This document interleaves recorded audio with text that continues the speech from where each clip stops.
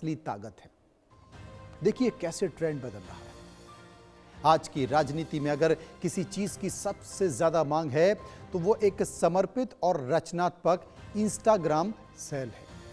पुराने IT cell का काम सिर्फ प्रायोजित कंटेंट को जबरन लोगों की टाइमलाइन पर धकेलना होता था, लेकिन नया दौर क्या है? नया दौर पूरी तरह से ऑर्गेनिक रीच और वास्तविक जुड़ाव पर आधारित है।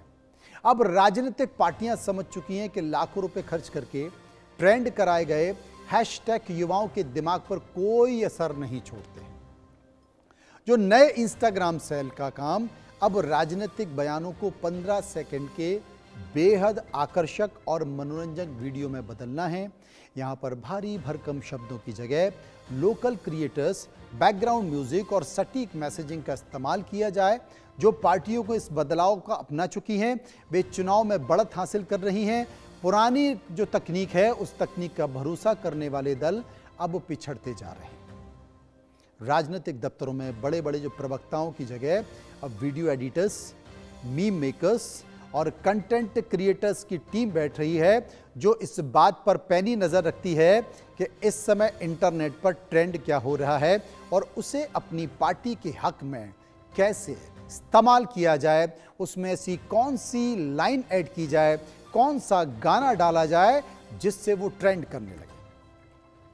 असल में डिजिटल दुनिया के जरिए राजनीति का जो तख्ता पलट है, उस तख्ता पलट का उस झटके का सबसे बड़ा जीवंत और प्रत्यक्ष उदाहरण हाल के तमिलनाडु में हमने देखा।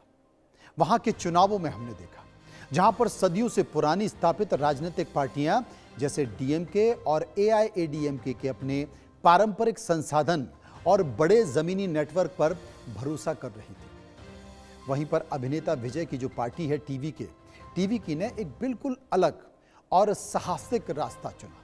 टीवीके ने पारंपरिक प्रचार के भारी भरकम खर्चों से बचते हुए पूरी की पूरी तरह से इंस्टाग्राम फर्स्ट कैंपेन का अपना दांव खेला। उनकी ये रणनीति इतनी सफल हुई कि इसने राज्य के पूरे राजनीतिक परिदृश्य को हिलाकर रख दिया।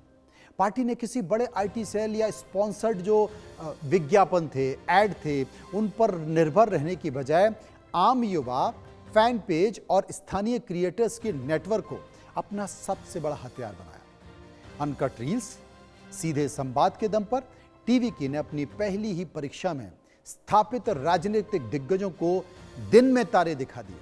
तमिलनाडु की इस सफलता की कहानी पूरे देश में राजनीतिक रणनीतिकारों की आंखें खोल दी और यह साबित कर दिया कि अब चुनाव जीतने के लिए केवल धनबल, बाहुबल, शराब नहीं बल्कि सही डिजिटल प्लेटफॉर्म के इस्तेमाल होने की जरूरत है। क्रांति की देखिए कैसे बदल रहा है खेल। सोशल मीडिया के परिदृश्य में बीते कुछ सालों के भीतर बदलाव की सबसे बड़ी वजह क्या है?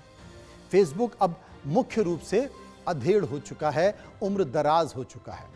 बुजुर्ग आबादी का फेसबुक अड्डा बन चुका है, जबकि देश का जो असली युवा वोटर है वो क्या है? वो बड़े पैमाने पर इंस्टाग्राम पर सक्रिय है। राजनीतिक दलों को बहुत अच्छे से पता है कि जिस मंच पर देश का युवा होगा, चुनाव का फैसला वहीं से तय होता है। इस बदलाव के कारण राजनीतिक प्रचार की भाषा, उसके तरीके में जमीन आसमान का अंतर आ चुका है।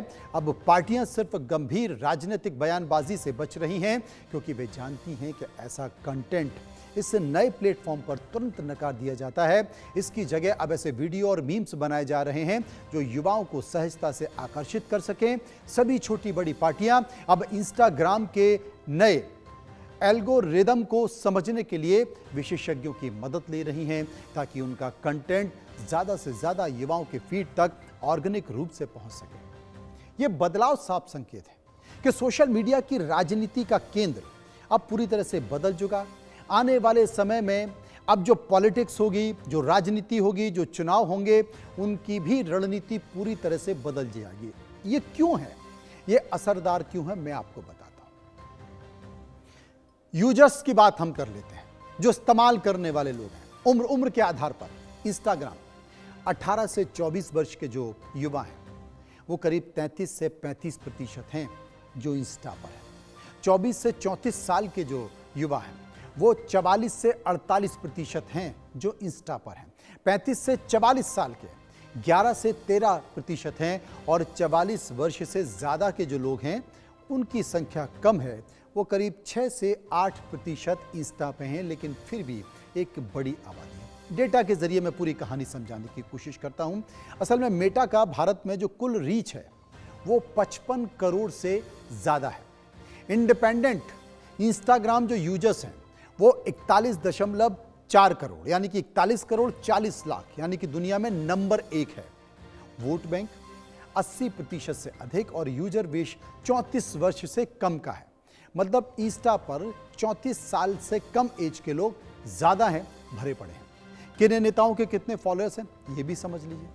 देश के प्रधानमंत्री नरेंद्र मोदी के फॉलोअर जो उन्होंने रील अपनी बनाई आंदोलन के बाद, तो वो और ज्यादा सर्कुलेट हुई और बहुत सारे लोग तेजी से उनके साथ जुड़े। नरेंद्र मोदी के जो फॉलोअर हैं वो 10 करोड़ 4 लाख हैं। अमित शाह के 3 करोड़ 53 लाख। विजय जोसेफ तमिलनाडु के मुख्यमंत्री 1 करोड़ 88 लाख। योगी आदित्यनाथ 1 करोड़ 66 लाख। राहुल गांधी 1 करोड़ 48 लाख और असुद्दीन ओवैसी 1 करोड़ 25 लाख। ये इंस्टाग्राम पर इनके फॉलोअर्स हैं, इनकी तादाद है। नरेंद्र मोदी सबसे नंबर 1 पर है। अब किन पार्टियों के कितने फॉलोअर्स हैं ये भी समझ लीजिए। सबसे ज्यादा तो साहब कांग्रेस के हैं। कितने हैं? 1 करोड़ 40 लाख फॉलोअर्स हैं इंस्टाग्राम पर कांग्रेस के। बीजेपी के कितने हैं? 95 लाख हैं। अब आप समझे कि इस मूवमेंट में बीजेपी सरकार क्यों पिछड़ गई। सीजीपी कॉकरोच जनता पार्टी मूवमेंट जब चला तो 2 करोड़ 58 लाख रुपए जब मूवमेंट चला, उसकी बात मैं कर रहा हूं। आप देखिए आंदोलन से कैसे दिशा बदलती है देश की। आपने जो हाल ही में जन आंदोलन देखा, जन आंदोलन, जन जागरण, विरोध का प्रदर्शन, कुछ भी आप कह सकते हैं, उसकी अवधारणा को बदल कर रख दिया। पहले के समय में जब कोई भी बड़ा आंदोलन होता था तो उसकी सफलता इस बात पर निर्भर करती थी कि सड़कों पर कितनी भीड़ है, सभाओं में कितनी भीड़ आ रही है और कितना मीडिया कवरेज यानी कि टीवी में और अखबार में उसको मिल रहा है पॉजिटिव। लेकिन आज स्थिति बदल गई है। अब आंदोलन सिर्फ भौतिक सीमाओं तक नहीं रह गया, यानी कि जमीन पर नहीं रह गया, बल्कि डिजिटल स्पेस में उठने वाला एक छोटा सा बवंडर भी देश की दशा और दिशा को तय करने में सक्षम हो चुका है। इसने आम नागरिकों को एक ऐसी ताकत दे दी है जिसकी काट पाना किसी भी सत्ता के लिए नामुमकिन साबित हो रहा है। इस नए तरह की क्रांति ने देश के सामाजिक और राजनीतिक विमर्श को एक नया मोड़ दे दिया है। अब नीतियां बनाने वाले बंद कमरों में बैठकर फैसले नहीं ले सकते हैं, क्योंकि उन्हें पता है कि उनके हर एक फैसले का मूल्यांकन तुरंत देश के करोड़ों युवाओं द्वारा किया जाएगा। इस आंदोलन ने यह साबित कर दिया है कि जब तकनीक और युवाओं का संतोष